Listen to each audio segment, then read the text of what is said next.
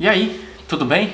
Sou Alfredo Oliva, sou professor universitário e hoje eu quero falar sobre Carlo Ginzburg, um historiador italiano muito importante da atualidade, e eu quero focar em um conceito específico que é muito conhecido, muito famoso, utilizado pelo Carlo Ginzburg, que é o conceito de circularidade cultural. Você sabe o que é circularidade cultural? Já ouviu falar? Então, fica comigo aí nos próximos minutos que eu vou explicar direitinho essa história para você, tá bom? E eu quero, naturalmente, antes de começar a falar, lembrar você de se inscrever no meu canal e, após assistir o vídeo, se tiver gostado, não esquece de deixar aí o seu like, tá bom? Isso ajuda muito na difusão do canal. Então vamos começar falando do Carlo Ginzburg. É um historiador italiano, nascido em 1939, o que significa que ele já passa dos 80 anos de idade. É um dos nomes mais importantes da historiografia contemporânea e eu acho que, em grande parte, isso tem a ver com a originalidade da sua pesquisa, e a originalidade da pesquisa dele tem a ver com esse conceito que eu vou daqui a pouco explicar para vocês direitinho, tá bom?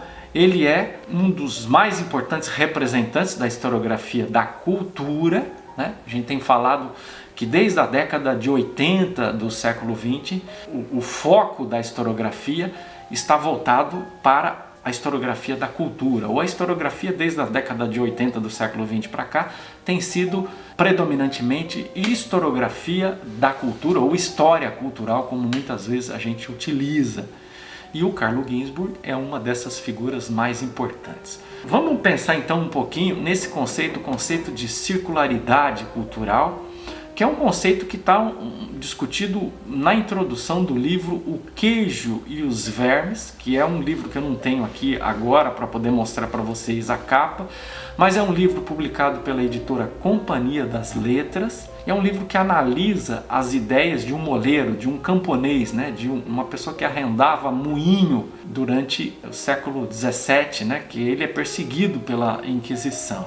O que existe de interessante, de original nesse texto, e o que conduz Carlo Ginzburg a esse debate sobre circularidade cultural? Então vamos lá. Primeiro, o Carlo Ginzburg, nesse livro, né, O Queijo e os Vermes, ele faz o uso de documentação da Inquisição para fazer história das religiões populares. Por que eu estou ressaltando isso? Porque entender isso é fundamental para a gente entender o conceito de circularidade. Então, o primeiro elemento inovador presente nesse livro é o fato de que o Carlo Ginzburg começa a utilizar documentos da Inquisição para fazer historiografia das religiões populares. Isso é bastante interessante, porque basicamente os documentos da Inquisição eram utilizados para se fazer historiografia da Igreja Católica enquanto instituição, ou era utilizado como estratégia para se analisar a história do poder ou a história da Inquisição. O que o Carlo Ginzburg começa a fazer é fazer uma leitura a contrapelo desses documentos, ou seja, começa a procurar nas entrelinhas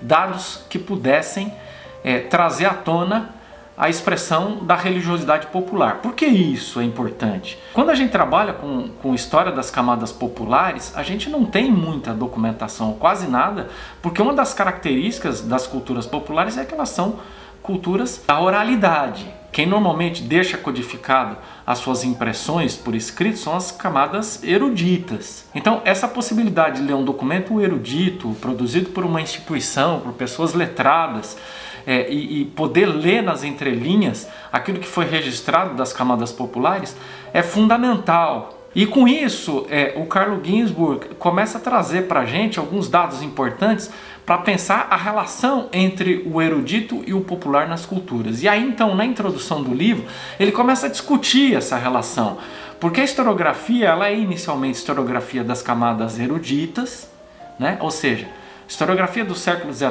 boa parte do início do século XX, é uma historiografia voltada para as elites. Naturalmente porque você encontra a abundância de fontes escritas. A historiografia profissional pensava inicialmente que historiografia deveria ser feita basicamente com documentos escritos. Aí se começa então a ter todo um debate sobre as camadas populares, a importância das camadas populares, a originalidade das camadas populares, e aí você tem uma discussão sobre, e aí então, algumas pessoas pensando o erudito separado, outras pessoas pensando o popular separado. E o que o Carlo Ginzburg quer fazer é pensar como é que se relacionam as camadas eruditas e as camadas populares. E aí então é que ele vai fazer um texto teórico discutindo esses momentos em que se pensava a especificidade do erudito, em outro momento se pensava as especificidades do popular. Depois ele vai fazer uma discussão com a historiografia francesa, né, que vai desenvolver o conceito de mentalidade, que é um conceito que procura englobar aquilo que existe de comum entre as diferentes categorias num determinado momento da história, e ele vai perceber que esse conceito de mentalidade tende a ser um conceito homogeneizante, que não pensa as diferenças entre o erudito e o popular. E aí então é que o Carlo Ginzburg vai desenvolver o conceito de circularidade cultural, inspirado no linguista russo Mikhail Bakhtin, dizendo que as práticas e os conceitos das camadas populares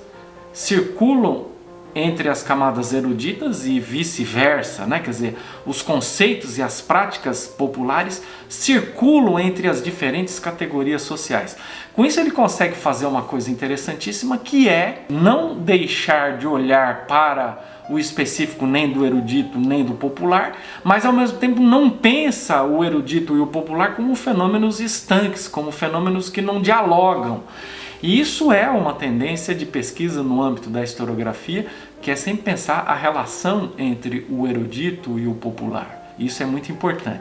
Então, por exemplo, em outros trabalhos do Carlo Ginzburg, os Andarilhos do Bem, né, onde ele vai de novo trabalhar com documentos da Inquisição, onde ele vai de novo, né, ou ainda, né, porque esse é um trabalho um pouco mais antigo que o Queijos Vermes, né, mas ele vai trabalhar essa dimensão do mesmo tipo de documentação de Inquisição, vai pensar na constituição de uma prática, né, os andarilhos do bem, vai pensar de que modo esse grupo forja uma série de conceitos e práticas originais, mas ao mesmo tempo eles se apropriam de conceitos e práticas ligados ao catolicismo, ao cristianismo, né, mostrando que esses fenômenos circulam, estão presentes entre as diferentes camadas sociais. Ou, se você quiser, em História Noturna, que é um dos livros mais interessantes do Carlo Ginzburg, onde ele decifra, entre aspas, né, o Sabá, que era o culto de devoção a Satã, tal como ele é tipificado na Idade Moderna, ele vai procurar as origens, ou a que fenômeno cultural nós podemos remontar, ou podemos encontrar aí as suas origens históricas, né? E ele, naturalmente, vai fazer uma espécie de arqueologia do Sabá, e ele vai dizer que o Sabá, tal como ele é tipificado no século XVI, XVII, XVIII, ele ainda preserva um tipo de religiosidade anterior ao cristianismo. Mas ele traz naturalmente elementos do cristianismo, mostrando então que elementos pagãos, pré-cristãos, são hibridados com elementos do cristianismo. O Carlo Ginzburg é também o autor de diversos livros, né, coletâneas de ensaios de teoria e método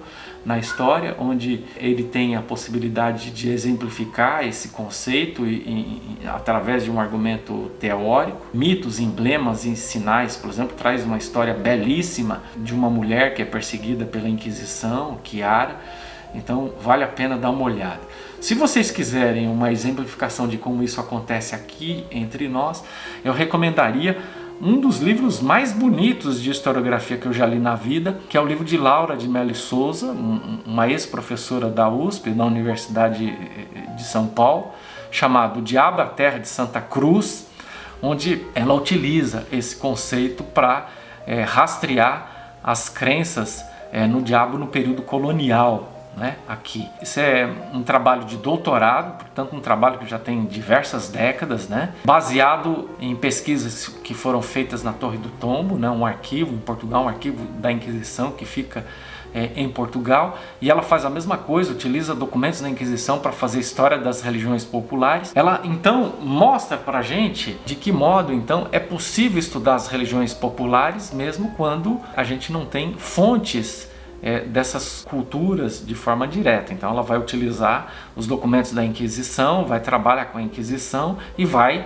fazer o que se chama de leitura a contrapelo desses documentos para poder então rastrear ali crenças e práticas relacionadas à feitiçaria, e também ao diabo, né? Ou crenças em torno do diabo.